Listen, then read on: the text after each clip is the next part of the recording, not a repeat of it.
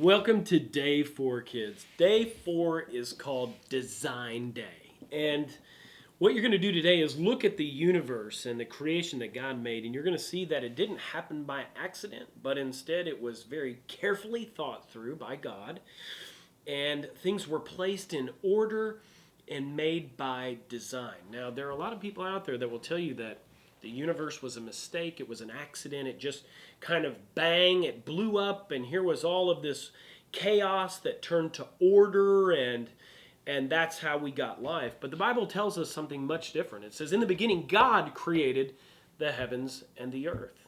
And the earth was formless and void, and darkness was on the face of the deep. And then God said, let there be light. All these different things he began to create. Day 1, day 2, day 3, day 4, day 5, day 6. And of course, on day 7, God rested. Now, it's not like he was tired and he needed a nap and he needed a pillow, but it just means he rested from his work. He stopped the work. But in 6 days, he created everything. And when we look at things, we can see that they are designed carefully and thoughtfully. In fact, within our own solar system, we can see like the position of the sun in relation to the earth. If we were just a little closer to that sun, we'd all burn up. If we're a little further away, we would all freeze to death. But God placed us exactly 93 million miles away from the sun so that we could stay warm and maybe need a little sunscreen during the summer, but at the same time, we wouldn't freeze to death in the winter. There would still be just enough sunlight to keep us warm if we were smart and careful.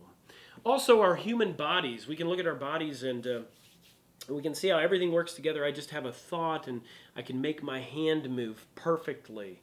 And you know, the human brain is so amazing. It's more complex than any computer that's been made. And, you know, we've got this computer that we make out of all these different things that we can put together. And here we've got this computer, a supercomputer called a brain that's made out of meat. It's kind of weird, but God made us special and intricate and amazing.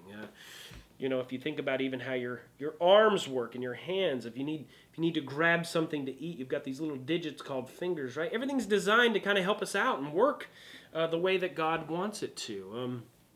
Think about, for instance, when it rains, right? So there's a cloud and rain comes down. It feeds the ground basically, and then food grows up. We eat the food.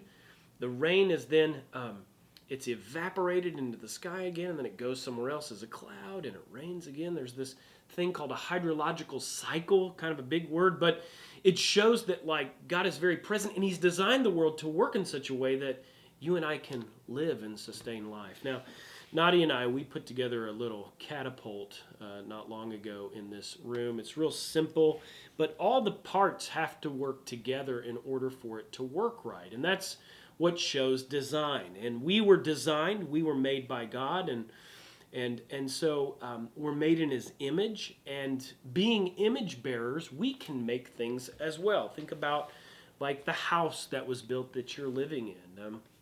It was designed, it was thought through, and so was this little catapult. Now I'll show you kind of how it works. You take this little orange ball right here, and if you pull back on this little lever, what will happen is that will spring forth and shoot the ball. I'm going to try to shoot you at home, so get ready.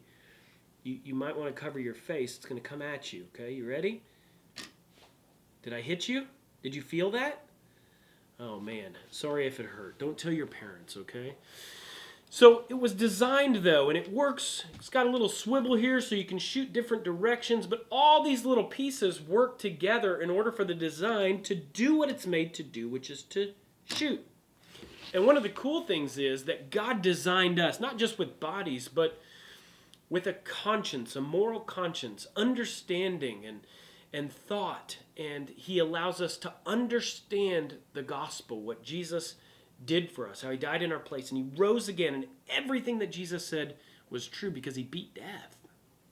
And so he's given us minds to think. He's designed us in such a way that we can have a relationship with each other and also with God. And so today, Design Day, you're going to learn a little bit more about the universe and how God has intricately woven truth into the very fabric of the universe. It's a beautiful, beautiful thing. And so he wants you to know that He made you wonderfully.